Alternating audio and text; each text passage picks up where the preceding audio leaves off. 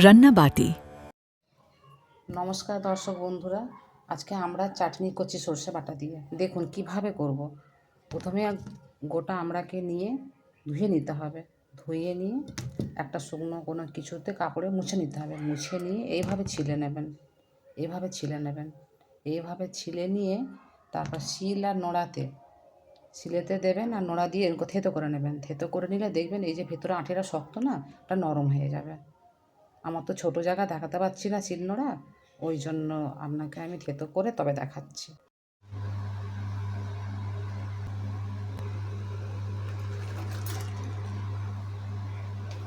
তা চটজলদি হয়ে যাবে, ছোট্ট রেসিপি।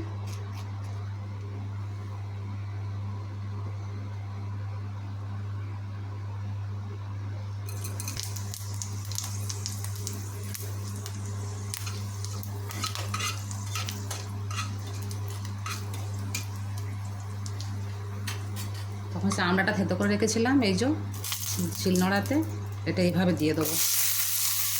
আর গ্যাসের ফ্লেমটা একদম কমিয়ে রাখবেন।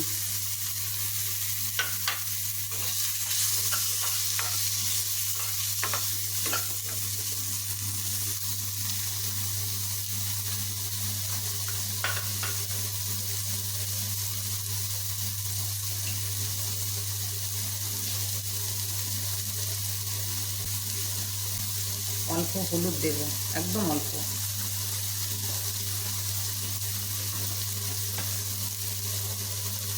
নুন দিচ্ছি অল্প।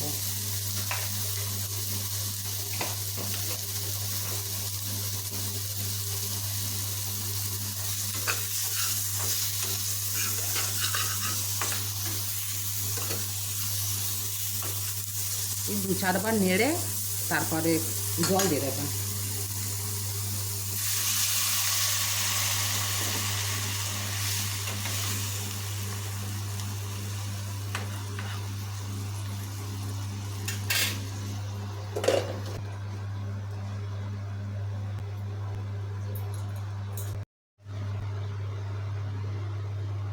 আমরা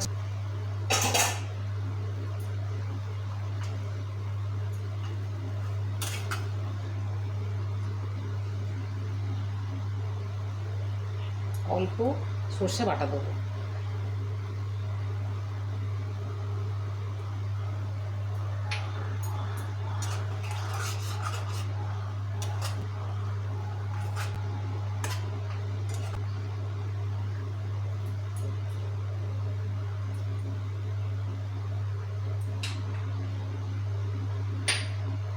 সর্ষেটা কম ছাড়বে তো একটু সর্ষেটা ফুটিয়ে নেবেন। একটা ফুট ফুটালেই হয়ে যাবে, বেশি ফোটাতে লাগবে না, একটা ফোটালেই হয়ে যাবে। সর্ষে বাটা দিয়েছিলাম, সেই সর্ষে বাটার বাটিতে একটু জল দিলাম শুধু। আর একবার চাপা দিয়ে দেবো, শুধু সর্ষেটা একবার ফুটে যাবে, ব্যাস।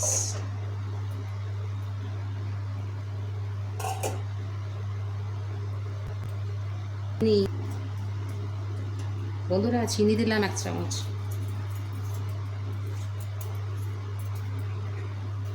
আমরা যেমন মিষ্টি খাবেন তেমনি দেবেন।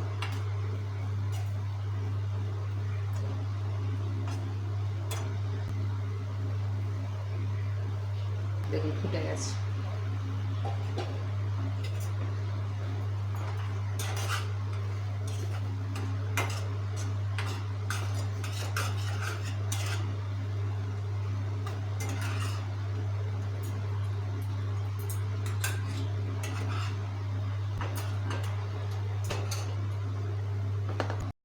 বন্ধুরা আমরা চাটনি এইভাবে খেয়ে দেখুন, সর্ষে বাটা দিয়ে কেমন লাগছে দেখুন, টক মিষ্টি।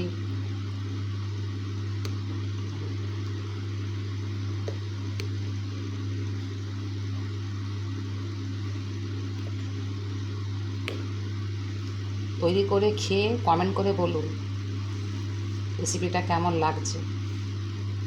ছোট্ট রেসিপি, দেখুন কেমন লাগছে খেয়ে। রাতে রাতে